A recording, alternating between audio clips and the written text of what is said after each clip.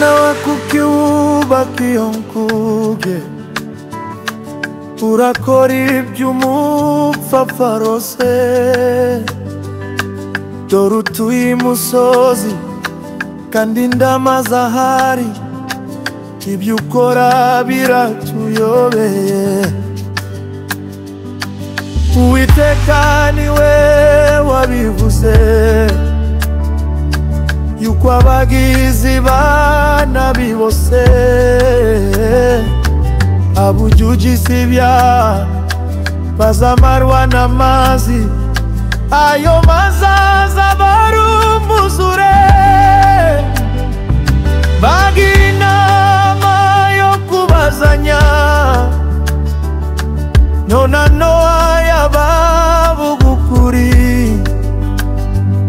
bati habe na gato ntirukwiye kwemera, twikomeze mu byo kwinezeza. Igihe ntacyo gitavuba,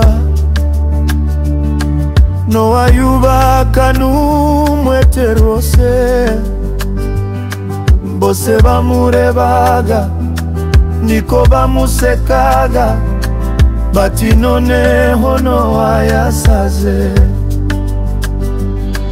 Pepi Nowa yumvira Imana ihoraho, injira muri ya nkuge vuba.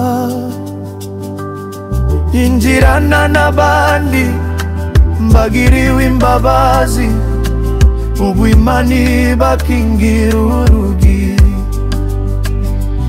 Setinuka abantu baraseka cyane, bakomanga ku rugi bavuga, bati Nowa sohoka, iyi mvura irahita, witube cyangwa uri mu rugendo. Seka ijuru risa n'iritobotse,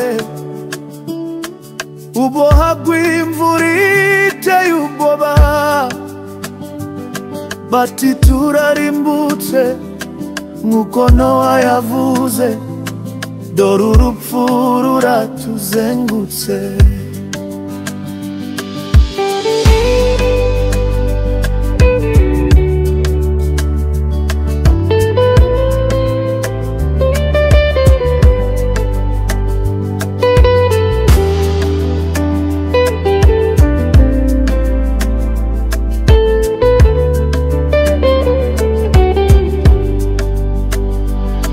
Umva uko Imana yabashubije, Nowa yajyaga abigisha rwose, mubigira ibikino, mwanga kumvira intumwa, niryo teka mukiriwe none. Nuko amazi aterura ya nkuge, ireremba kuri wa muzure. Abicaye mu nkuge bafitemo amahoro, kugeza ubwo bazasohokamo. Teno natwe dufite iyo nkuge, n'agakiza twahawe na Yesu. Niba ushaka amahoro, ngwino wihitiremo, agakiza ureke kurimbuka.